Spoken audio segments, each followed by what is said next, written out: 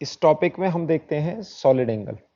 Solid angle क्या होता है? सॉलिड एंगल डिफाइन किया जाता है, सिग्मा से रिप्रेजेंट करते हैं इसको। It is defined as area over r square. जैसे हमने प्लेन एंगल पढ़ा था, प्लेन एंगल में हमने बच्चों क्या पढ़ा था? प्लेन एंगल में हमने पढ़ा था लेंथ ऑफ आर्क। इस टाइप का हमारा ये रेडियस है और ये आर्क होता था, ये length of arc upon r. तो हम थीटा को जो रिप्रेजेंट करते थे वो length of arc upon radius, ये रिप्रेजेंट करते थे। तो ये कहानी हो गई हमारी प्लेन एंगल की। जब सॉलिड एंगल की हम बात करते हैं तो हम ये क्या करते हैं, लेट से आपके पास एक स्फीयर है, हॉलो स्फीयर, हॉलो स्फीयर, उसमें आपने एक छोटे से एंगल पे ये सेक्शन कट कर दिया, सेक्शन कट कर दिया तो इस टाइप का आपको सेगमेंट निकल के आएगा। ये हल्की सी कैप जैसी होगी और ये हॉल होगा, ये सर्कल होगा और ये एरिया होगा, यानी कि ये वाला पोर्शन ये निकाल दिया हमने। ठीक है, अब इसका जो एरिया होगा डिवाइड बाई आर स्क्वायर, ये रेडियस है और इस radius, this is the segment, ये वाला क्या है? सेगमेंट है एक हॉलो स्फीयर का, ये वाला पोर्शन हमने निकाल दिया। तो हम सॉलिड एंगल को डिफाइन करते हैं area divide by r square. तो सॉलिड एंगल को ऐसे डिफाइन करते हैं, ये पूरा एंगल होता है, दिस होल एंगल, ये सॉलिड एंगल होता है। ठीक है ना, जैसे ये प्लेन एंगल होता है, सॉलिड एंगल ये टाइप का होता है, ये सॉलिड एंगल होता है।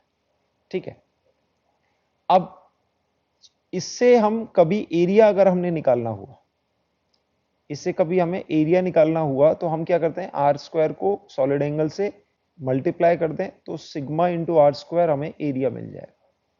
ठीक है, अब इसकी कैलकुलेशन देखते हैं कि अगर आपने ये देखा, अगर यहां पर एक कोन जैसा चीज बन रहा है, आप ये देख रहे हो कोन बन रहा है, ये कोन बन रहा है। कोन का एंगल अगर आपको थीटा दिया हुआ है, थीटा क्या है? थीटा है plane angle, theta is plane angle of the cone, plane angle of cone. आप समझ रहे होंगे जैसे कि एक ट्राइंगल है, हालांकि इस कोन का पूरा तो सॉलिड एंगल बनेगा, लेकिन ये ट्राइंगल है, अगर इस ट्राइंगल को इस एक्सिस के अबाउट रोटेट कर दें तो कोन का फॉर्मेशन हो जाएगा। तो इस ट्राइंगल का जो एंगल होगा वो होगा हमारा थीटा। इसको बोलते हैं एपेक्स का जो एंगल होता है, ये अगर ट्राइंगल हम बनाए तो ये वाला जो एंगल होगा ये थीटा होगा। तो इस थीटा के टर्म्स में हम इस सॉलिड एंगल को रिप्रेजेंट करेंगे। ठीक है, तो इसकी कैलकुलेशन देख लेते हैं हम कि कैसे आता है। हमने ये पोर्शन को यहां ड्रॉ कर लिया, ये हमारा बेसिक रेफरेंस लाइन हो गई। ठीक है, और यहां पर टोटल एंगल अपना थीटा है, this whole angle is theta, this is theta. तो हम क्या करते हैं, इस रेफरेंस लाइन से कुछ एंगल फाई मान लिया और फाई एंगल पर हमने एक यहां पर एक स्ट्रिप कट कर ली। ये आप समझ रहे हो, ये कैप जैसी चीज है और यहां पर एक स्ट्रिप कट कर ली। अब स्ट्रिप की थिकनेस की जहां तक बात आती है तो मैं इस टाइप के क्वेश्चन पहले भी बता चुका हूं कि ये देखो, ये स्ट्रिप होगी तो ये एंगल फाई है और ये वाला पोर्शन डी फाई हो जाएगा। तो आप देखेंगे कि अगर मैं ये वाला डिस्टेंस लूं, इसको मैं स्मॉल आर से रिप्रेजेंट कर रहा हूं, जो कि होगा आर साइन फाई, और आप ये देख रहे हैं इसकी थिकनेस, ये वाली थिकनेस, मैं फिर से आपको प्लेन एंगल बना के दिखाना चाह रहा हूं। ये रेडियस आर है, this angle is d phi, so this length will be r d phi. ये जो स्ट्रिप हमने कंसीडर करी है उसकी ये थिकनेस कितनी होगी? R d phi. आप इसको यहां पर लिख सकते हैं आर डी फाई, और इस स्ट्रिप के एरिया को मैं लिख सकता हूं डी ए, इस एरिया को हम लिख सकते हैं डी ए। अब डी ए को निकालने के लिए हमने इसकी थिकनेस बात कर ली और इसकी लेंथ क्या बात करेंगे। अगर हम इस आर को ऐसे रोटेट कर दें तो लेंथ कितनी हो जाएगी 2 पाई आर। तो डी को हम लिख सकते हैं 2 पाई स्मॉल आर, यानी कि ये जो सर्कल बनेगा स्मॉल आर रेडियस का सर्कल बनेगा यहां पूरा। पीछे की साइड भी जैसा इधर दिख रहा है ऐसा ही पीछे की साइड होगा, तो 2 पाई आर लेंथ हो जाएगी। और थिकनेस की बात करें तो हमें आर साइन सॉरी थिकनेस की बात करें तो आर डी फाई। अब 2 पाई स्मॉल आर को हम लिख देंगे आर साइन फाई, अभी लिखा था हमने, और थिकनेस को लिख देंगे आर डी फाई। अब ये हमारे पास क्या कैलकुलेट करके आ जाएगा 2 pi r square sine phi d phi. ठीक है, अब इसका एरिया, ये एरिया कैलकुलेट करना है हमने बच्चों। इससे हम ना पूरा सरफेस एरिया भी कैलकुलेट कर सकते हैं। ये एरिया हमने कैलकुलेट करना है तो आप देखेंगे ये हमारे फाई की लिमिट कहां जाएगी 0 से थीटा, क्योंकि लास्ट पॉइंट यहां तक होगा। तो हम ये इधर अगर ये पूरा कंसीडर कर रहे हैं तो ये इधर का टॉप वाला पोर्शन और बॉटम वाला पोर्शन, यानी कि ऊपर वाला पोर्शन और नीचे वाला पोर्शन साथ में कवर हो रहा है, क्योंकि हम इसको रोटेट कर रहे हैं, इसको स्ट्रिप को ऐसे स्ट्रिप कट कर रहे हैं। तो हमें नीचे वाले पोर्शन को बॉदर करने की जरूरत नहीं है। अगर ऊपर वाला पोर्शन कवर हो गया तो नीचे वाला पोर्शन भी कवर हो जाएगा, क्योंकि हम एक सर्कल में स्ट्रिप कट कर रहे हैं। तो हमारे फाई की लिमिट आएगी 0 से थीटा। तो आप इसको इंटीग्रेट करने में 0 से थीटा लिमिट डाल सकते हो। इधर डीए को इंटीग्रेट करोगे तो डीए को इंटीग्रेट करेंगे, this will be the area of this, ये जो कैप जैसी बन रही है इसका एरिया आ जाएगा। अब इसको आप इंटीग्रेट कर दें, इसको इंटीग्रेट करोगे तो आपके पास आ जाएगा 2 पाई आर स्क्वायर, और इसको साइन फाई को इंटीग्रेट करोगे तो आपके पास आ जाएगा माइनस कॉस फाई, और लिमिट लगा देंगे 0 से थीटा। अब इसको आप करेंगे तो अपने पास आ जाएगा 2 pi r square minus times cos 0 minus cos theta. Sorry उल्टा कर दिया मैंने, इसको माइनस अंदर एब्जॉर्ब हो जाएगा तब ये आएगा। तो एक्चुअली ये आएगा आपका minus times cos theta minus cos 0। Cos 0 की वैल्यू 1 होती है, माइनस को अंदर एब्जॉर्ब करेंगे तो हम एडजस्ट कर देंगे इसको 2 pi r square. Cos 0 is 1 minus cos theta, minus sine अंदर होने की वजह से ये अंदर वाला एक्सप्रेशन रिवर्स हो गया। ये हमारा टोटल एरिया आ जाएगा। अब बात आती है ये सॉलिड एंगल कितना बनेगा। ये वाला सॉलिड एंगल, अगर आप इस सॉलिड एंगल को देखें तो ये सॉलिड एंगल कितना बनेगा हाफ एंगल के टर्म में। ठीक है, तो solid angle is given by area upon r square. Area upon r square करोगे, एरिया कितना है 2 pi r square 1 minus cos theta, और डिवाइड कर दिया आपने आर स्क्वायर से, आपका कैंसिल हो जाएगा r square. So solid angle को बच्चों इसको बहुत यूजफुल टर्म रहेगा, वो आएगा 2 पाई 1 माइनस कॉस थीटा। अब ये सॉलिड एंगल हमारे लिए बड़ा यूजफुल रहता है। इस थीटा को हाफ एंगल बोलते हैं। हाफ एंगल क्यों बोलते हैं? हाफ एंगल इसलिए बोलते हैं, this is the half angle of the कोन। जो कोन बन रहा है उसका प्लेन एंगल है, तो थीटा इज हाफ एंगल और this is a plane angle. इससे फ्लक्स निकालने में बड़ा यूजफुल रहता है। तो इसके बाद हम जैसे गॉस लॉ पढ़ेंगे, गॉस लॉ में इस सॉलिड एंगल का बड़ा यूज आएगा, तो अपने को ये याद करके रखना है। अच्छा, इससे हम आगे निकाल सकते हैं कि जैसे अगर हमने पूरा हॉलोस्फीयर लिया, हॉलोस्फीयर लिया तो हमारा ये जो थीटा वेरी कर रहा था, हमने ऐसा पोर्शन ड्रॉ किया था, एक पोर्शन ऐसा ड्रॉ किया था हमने, तो ये क्या होगा, हमने पहले ये वाला पोर्शन कंसीडर किया था, हमने पूरा ड्रॉ करना है, तो ये थीटा हमारा, थीटा का वेरिएशन कहां से आएगा, 0 से पाई। तो अब पाई रखते हुए आपका सॉलिड एंगल की वैल्यू कितने हो जाएगी, 2 पाई 1 minus cos pi. Cos pi कितना होता है, -1। तो हमारा पूरे सॉलिड एंगल की वैल्यू कितनी आती है, 4 पाई। तो जैसे प्लेन एंगल की वैल्यू 2 पाई जाती है पूरे रोटेशन में, तो सॉलिड एंगल की टोटल वैल्यू 4 पाई जाती है। आप सॉलिड एंगल को ऐसे भी लिख सकते हो, टोटल एरिया अगर हम कंसीडर करें अपॉन आर स्क्वायर, तो आपको पता है टोटल एरिया कितना होता है, 4 पाई आर स्क्वायर होता है अपॉन आर स्क्वायर।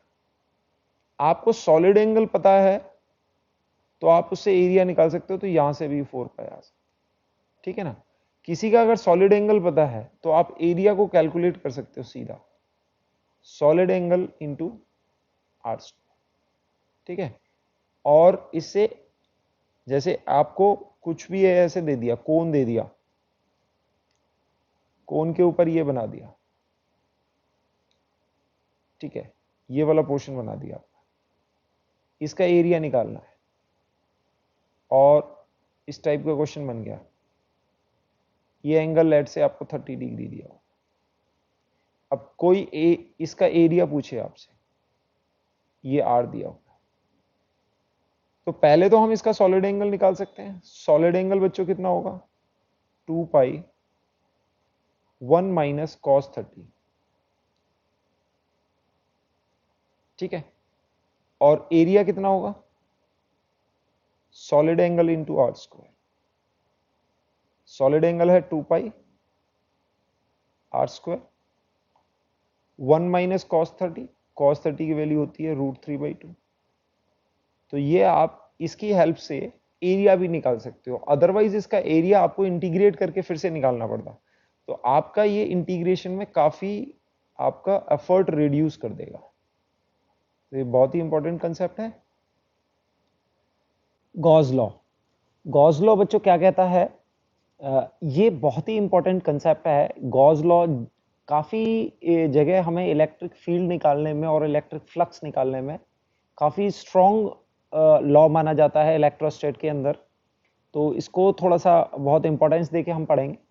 तो गॉस लॉ बच्चों क्या कहता है, it states that the total electric flux out of a close surface is equal to the charge enclose divide by the permittivity. यानी कि आप इसको ऐसे लिख सकते हो, E डॉट डी एस क्या हो जाता है अपना इलेक्ट्रिक फ्लक्स।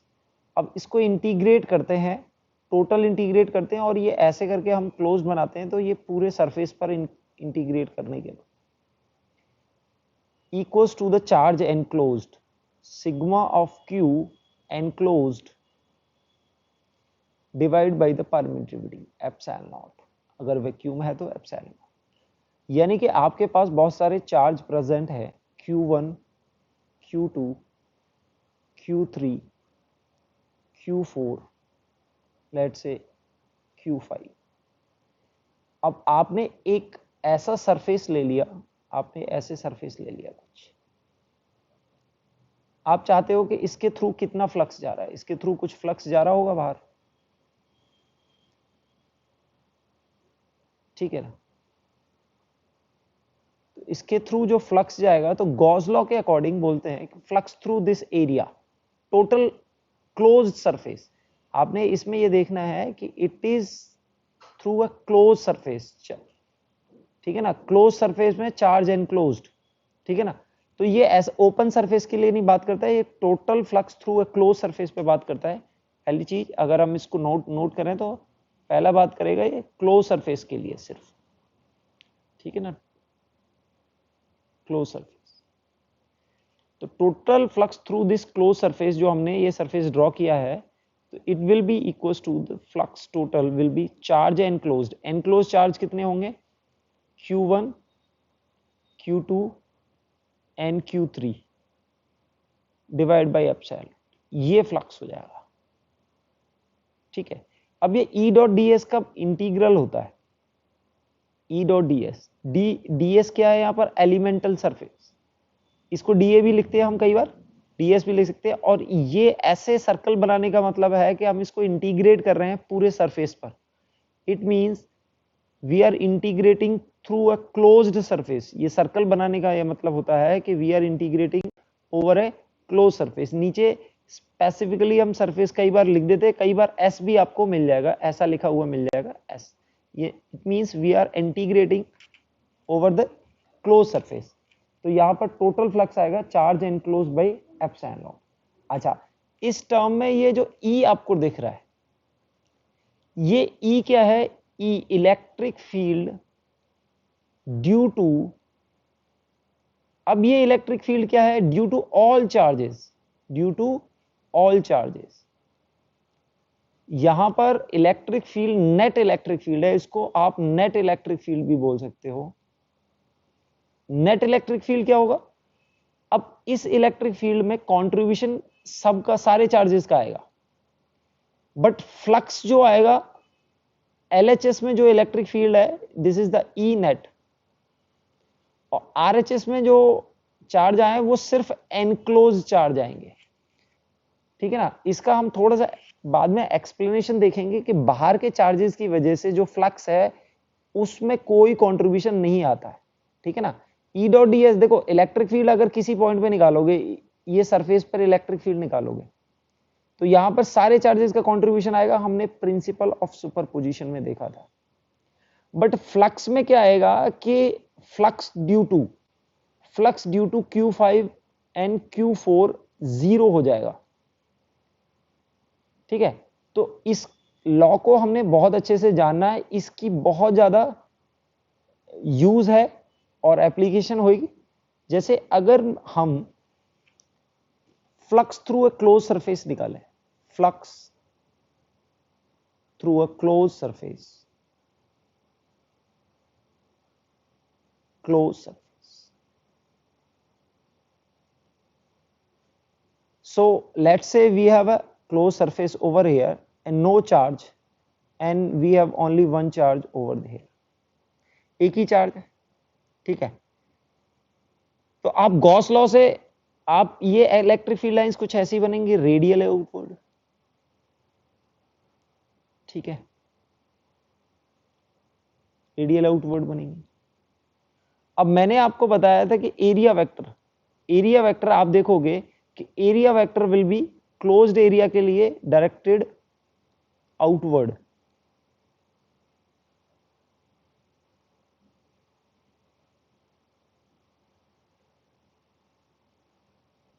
अब इलेक्ट्रिक फील्ड लाइंस यहां तो एंटर कर रहे हैं इस लेफ्ट वाले सरफेस पर, और राइट वाले सरफेस पर एग्जिट कर रहे हैं। तो आप इसको देखोगे कि यहां पर electric field lines are inside and area vector is outside. तो ये इनसाइड होगा, ये आउटसाइड होगा, एंगल 90 डिग्री से ज्यादा बनेगा। तो यहां पर फ्लक्स नेगेटिव आ जाएगा। यहां पर फ्लक्स कैसा आएगा? नेगेटिव आ जाएगा। इस पोर्शन में जो फ्लक्स आएगा वो -5 कुछ आ जाएगा, और इस पोर्शन में जो फ्लक्स आएगा वो पॉजिटिव आएगा, क्योंकि एरिया वेक्टर और इलेक्ट्रिक फील्ड वेक्टर उन दोनों में एक्यूट एंगल बनेगा, 90 से एंगल कम बनेगा और एक्यूट एंगल आएगा, और यहां पर +5 आएगा। देखने की बात है, जितनी नंबर ऑफ लाइंस एंटर कर रहे हैं उतने ही एग्जिट करेंगे, जितने अंदर जा रहे हैं उतने ही बाहर निकलेंगे। तो there will be no change in flux. तो जितना फ्लक्स अंदर जा रहा है उतना ही फ्लक्स बाहर आ रहा है। तो यहां पर नेट फ्लक्स हम बोलते हैं कि फाई नेट विल बी 0। ठीक है? अगर क्लोज सरफेस है और यहां पर Q रखा हुआ है तो आपका टोटल फ्लक्स 0 हो जाएगा। दूसरा हम देखते हैं गॉस लॉ के थ्रू। गॉस लॉ क्या बोलता है? गॉस लॉ बोलता है charge enclosed total flux equals to sigma of Q enclosed divide by the permittivity. अब आप यहां पर देख रहे हैं कि ये जो हमने सरफेस लिया हुआ है, ये सरफेस हमने लिया हुआ है, इसके अंदर तो कोई चार्ज है नहीं, तो हम यहां गॉस लॉ से भी बोल सकते हैं it will B 0 upon epsilon not करेंगे तो 0 आ जाएगा। तो आप दोनों तरीके से देख सकते हैं। तो back to the Gauss law, हमने क्या बोला था कि the contribution of outer side, outer charges, contribution of outer charges in the flux through this surface, इस सरफेस के थ्रू फ्लक्स निकालने में इनका योगदान, इनका कंट्रीब्यूशन जीरो रहेगा, क्योंकि इसका फ्लक्स अगर इसके थ्रू जाएगा तो यहां पॉजिटिव और नेगेटिव जीरो हो जाएगा, इसका फ्लक्स इसके थ्रू जाएगा, ये पॉजिटिव और नेगेटिव जीरो हो जाएगा। तो इनका कंट्रीब्यूशन नहीं आता है, सिर्फ इनका कंट्रीब्यूशन आता है, क्योंकि इनसे इलेक्ट्रिक फील्ड लाइंस निकलेंगी, इससे भी इलेक्ट्रिक फील्ड लाइंस निकलेंगी, ठीक है। हालांकि इनकी तीनों की मिक्स करके कुछ इलेक्ट्रिक फील्ड लाइंस बनेंगी, वो बाहर ही जा रही होंगी, ठीक है, तो पॉजिटिव फ्लक्स आएगा उसका। इसलिए गॉस लॉ में ये बोलते हैं कि जो भी चार्ज एनक्लोज रहता है वो सिर्फ इनर चार्ज रहता है। तो इसकी हम एप्लीकेशन देखेंगे। तो इसकी एप्लीकेशन में पहले हम वेरीफाई कर लेते हैं, वेरीफाई कर लेते हैं हम कूलम्स लॉ के थ्रू, ठीक है ना। Flux due to a point charge, due to a point charge, ठीक है ना, पॉइंट चार्ज। हम कूलम्स लॉ से गॉस लॉ निकाल सकते हैं और गॉस लॉ से कूलम्स लॉ निकाल सकते हैं। तो यहां पर एक दूसरे लॉ को वेरीफाई कर रहा है। जैसे कि अपने को पता है कि पॉइंट चार्ज है, लेट्स से Q, और ये हमने एक सरफेस मान लिया। ये क्या होता है, इमेजिनरी सरफेस होता है। ये क्या होता है, इमेजिनरी सरफेस होता है, और इसको कई बार गॉसियन सरफेस भी बोलते हैं, गॉसियन सरफेस, गॉसियन सरफेस, ठीक है ना। सो यू ऑल नो कि your electric field will be radially outward, ठीक है। If I am taking the radius of this circle to be r, इस का हमने रेडियस r ले लिया, ठीक है। तो यहां पर आपको पता है इलेक्ट्रिक फील्ड कितना होता है, इलेक्ट्रिक फील्ड की value k q by r square into r cap होता है, ठीक है।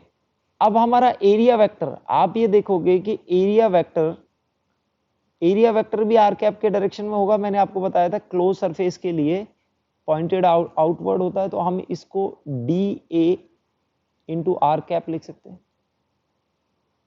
ठीक है।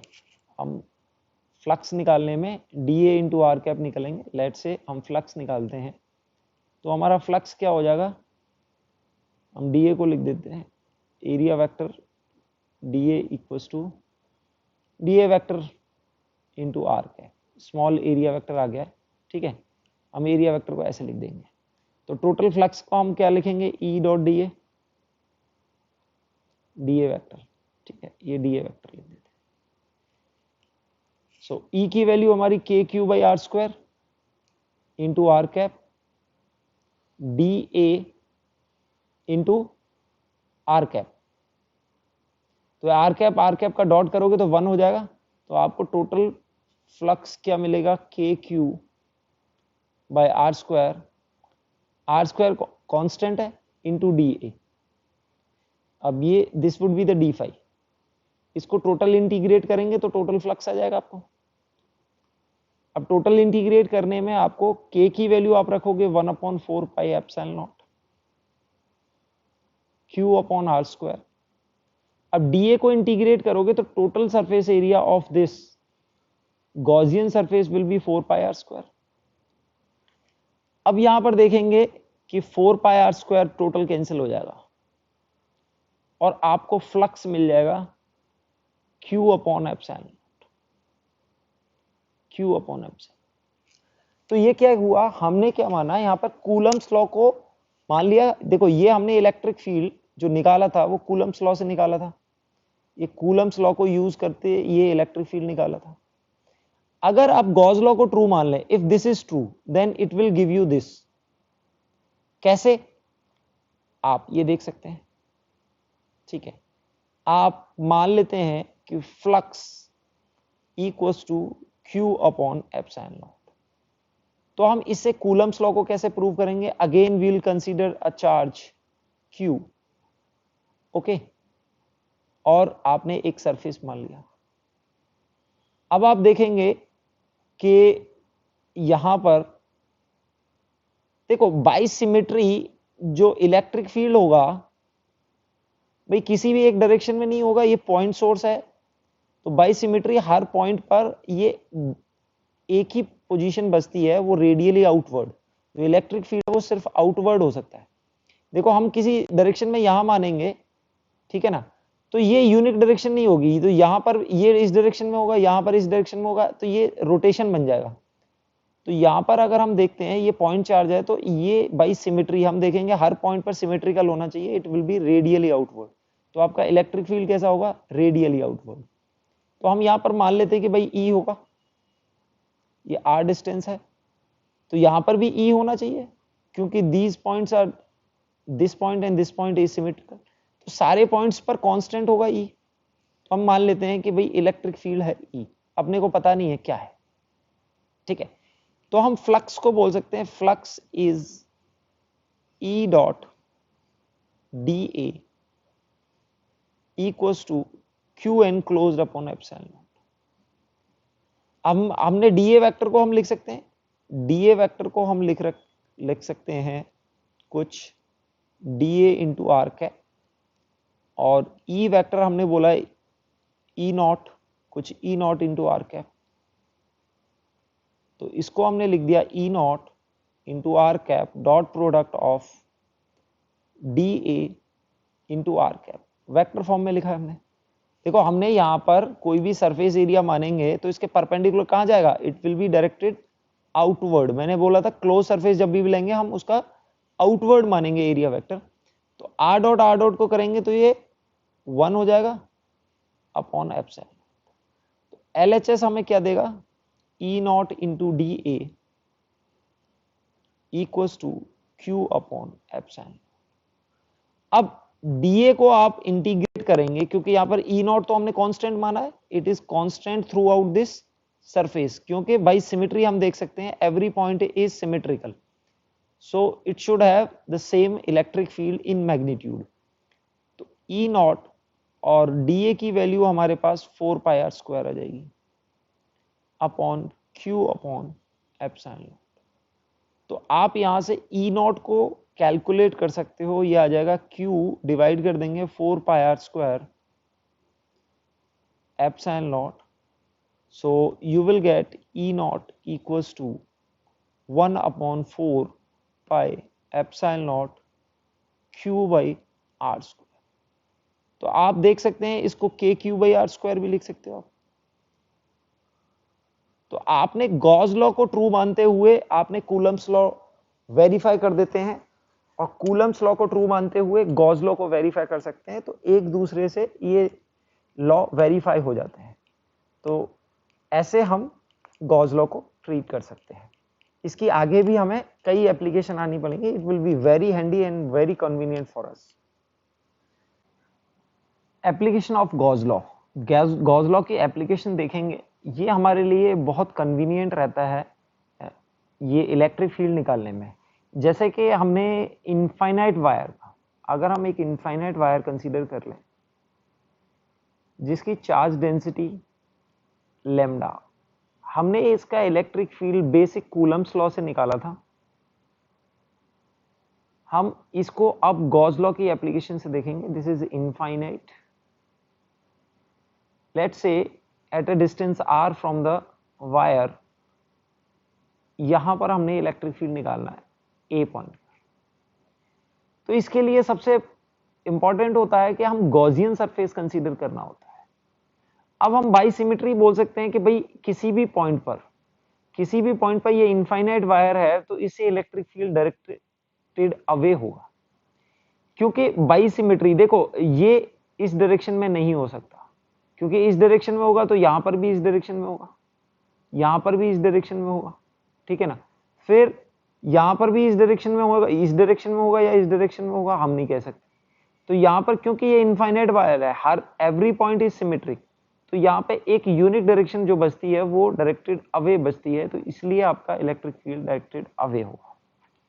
तो यहां पर गॉसियन सरफेस हम वायर के लिए जो लेते हैं, हम लेते हैं एक सिलेंड्रिकल पोर्शन, ऐसे करके एक सिलेंड्रिकल पोर्शन ले लेंगे हम।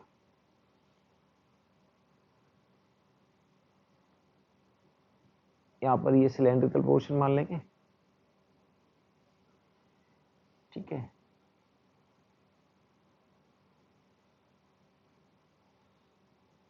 ऐसा ही यहाँ पर ये सरफेस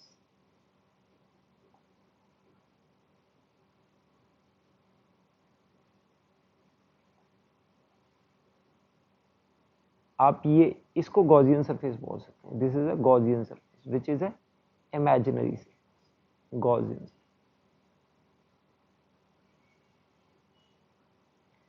ठीक है। सो आप देखेंगे कि इस पॉइंट पर एरिया वेक्टर डायरेक्टेड होगा इधर, इलेक्ट्रिक फील्ड डायरेक्टेड होगा इधर, एरिया वेक्टर, क्योंकि आप ये देखेंगे कि ये सरफेस का एरिया इसके परपेंडिकुलर, एरिया वेक्टर परपेंडिकुलर होगा, इधर होगा। नीचे वाले सरफेस का एरिया वेक्टर नीचे होगा और इलेक्ट्रिक फील्ड इधर होगा, ये भी परपेंडिकुलर हो जाएंगे। आप इसको ऐसे लिख सकते हो, this is area vector A and this is E vector, यहां पर भी परपेंडिकुलर हो जाएगा। लेकिन कर्व सरफेस पे बात करें तो area vector, this is E vector, और एरिया वेक्टर की बात करें, area vector both are parallel, both are parallel, ठीक है। तो यहां पर हम इलेक्ट्रिक फील्ड अगर निकालना है तो बाय सिमेट्री हम बोल सकते हैं कि थ्रू आउट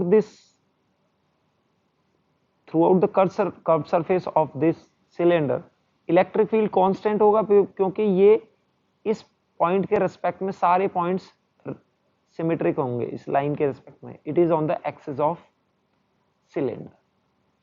तो हम फ्लक्स को बोल सकते हैं, flux is E dot D ए, दोनों पैरेलल हैं तो कॉस 0 हो जाएगा, और इसको हम बोल सकते हैं क्यू एनक्लोज्ड ओवर एप्सिलॉन, ठीक है। सो ई अपना ई डॉट डी ए हो जाएगा ई डी ए कॉस 0, दोनों पैरेलल हैं, cos 0, Q enclosed upon epsilon permittivity. अब इस सरफेस के ऊपर एनक्लोज्ड ये वाला लेंथ होगा, तो हम इसको एल लेंथ मान लेते हैं, इसका हाइट मान लेते हैं एल, ठीक है। तो हमारे पास आरएचएस की वैल्यू आ जाएगी lambda charge per unit length into length upon epsilon naught. तो ये आरएचएस क्या होगा हमारा, ये एनक्लोज्ड चार्ज हो गया।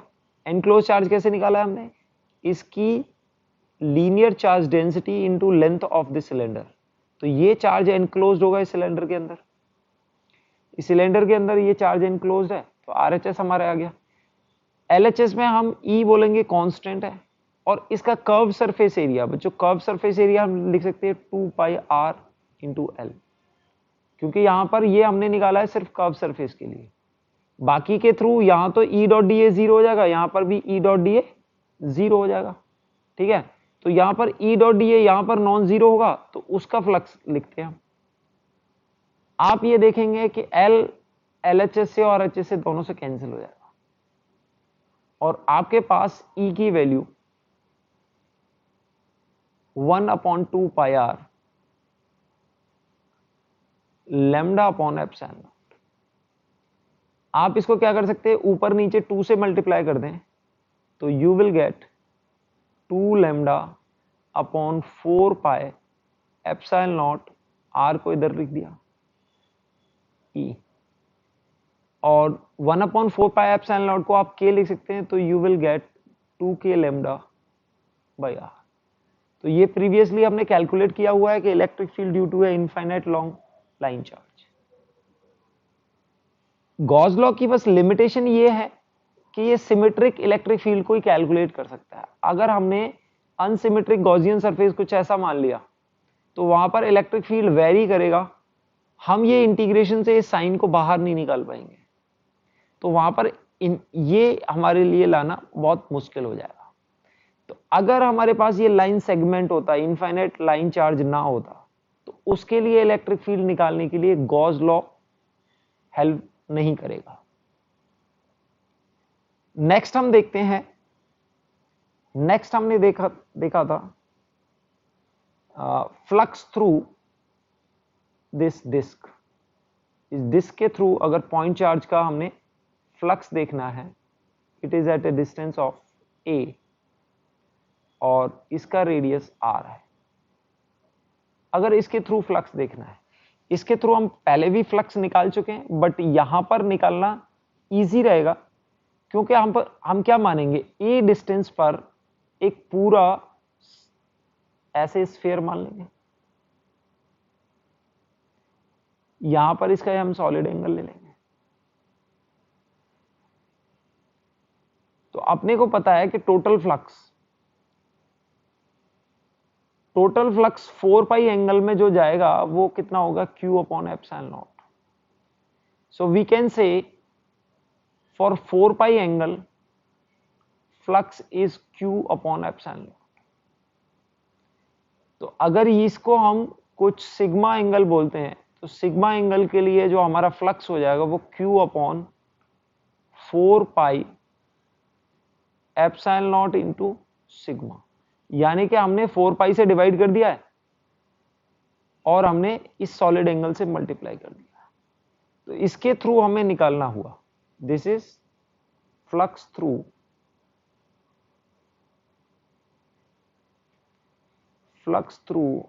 a disk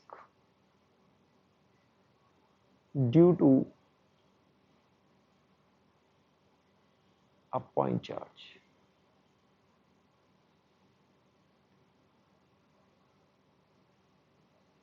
सो हम क्या करेंगे इस केस में, देखो पूरे अगर स्फीयर को कंसीडर करें तो पूरे स्फीयर के थ्रू कितना फ्लक्स जाएगा, Q अपॉन एप्सिलॉन नॉट, क्योंकि पूरे स्फीयर में जो चार्ज एनक्लोज्ड है वो Q है, और इसका रेडियस कितना लेंगे स्फीयर का, A ले लेंगे। अब हमें सिर्फ इस पोर्शन में देखना है, ये पोर्शन में इसके थ्रू जितना फ्लक्स जाएगा डिस्क के थ्रू, वही इस कर्व सरफेस के थ्रू जाएगा। तो हमने ये सॉलिड एंगल की मदद से ले लेंगे कि 4 पाई सॉलिड एंगल में टोटल फ्लक्स जा रहा है इतना। अगर इसका सॉलिड एंगल ओमेगा है तो इतना फ्लक्स जाएगा, this flux divide by 4 pi multiply by sigma. तो हम कैसे निकाल सकते हैं, अगर हमारे पास ये सिग्मा आ जाए तो हम टोटल फ्लक्स निकाल सकते हैं। So flux through disk will be Q upon 4 pi epsilon naught into sigma, और सिग्मा बच्चों मैंने कैलकुलेट करना बताया, सिग्मा इक्वल्स टू क्या था, 2 पाई 1 minus cos alpha. Cos alpha, alpha angle ये होता था, तो आप कॉस अल्फा को कैसे लिख सकते हो, कॉस अल्फा के लिए हम ये ट्राइंगल कंसीडर करेंगे जिसमें बेस ए है और ये हाइपोटेनस कितना हो जाएगा, ए स्क्वायर प्लस आर स्क्वायर का रूट। तो अपने पास कॉस अल्फा की वैल्यू बेस अपॉन हाइपोटेनस, और ये हो जाएगा ए स्क्वायर प्लस आर स्क्वायर। सो ये कॉस अल्फा की वैल्यू आप यहां डायरेक्ट लिख देंगे, यहां डायरेक्ट लिख देंगे, टोटल फ्लक्स आ जाएगा। देखो कितना इजी हो गया, अदरवाइज इसको इंटीग्रेट करना काफी डिफिकल्ट होता। Q upon 4 pi epsilon not, और इस सिग्मा को मल्टीप्लाई करेंगे 2 पाई 1 minus cos alpha, 1 minus cos alpha, ये आया। इसके बाद कॉस अल्फा की वैल्यू लिखेंगे 5 थ्रू डिस्क Q, 2 पाई से 2 पाई कैंसिल हो जाएगा, it will be 2 epsilon naught. Cos alpha की वैल्यू लिखेंगे तो this will be A upon root A square plus r square. तो आप देख पा रहे हैं कि हमारा फ्लक्स इस डिस्क के थ्रू निकालना कितना इजी हो गया। ये हमारी डिस्क थी, ये हमारी डिस्क है, इस डिस्क के थ्रू हमने फ्लक्स निकाला है, तो कितना आसान हो गया है। तो इंटीग्रेट करके काफी डिफिकल्ट हो जाता है। तो एप्लीकेशन ऑफ गॉस लॉ हमें काफी कुछ बताता है, और सॉलिड एंगल और गॉस लॉ के कॉम्बिनेशन से हम काफी इजिली फ्लक्स निकाल पाते हैं। यहाँ पर हमें एक क्वेश्चन दिया हुआ है जिसमें एक क्यूब दिया हुआ है जिसकी साइड लेंथ है a, और एक charge q, small q is located at the center of the cube. We need to find the flux through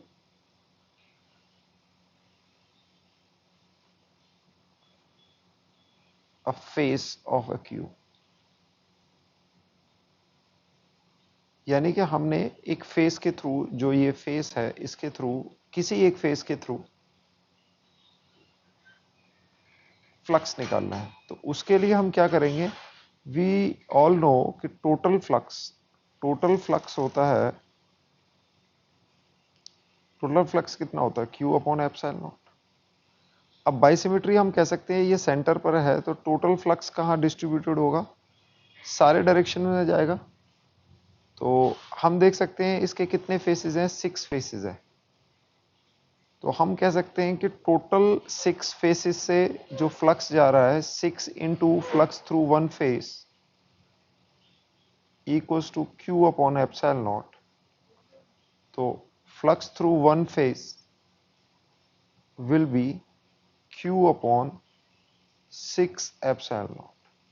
क्योंकि ये सिमेट्री थी इसलिए हम ये वाला फॉर्मूला यूज कर पाए, क्योंकि सारे फेसेस के थ्रू इक्विवेलेंट जाएगा, because it is located at the centre of the cube.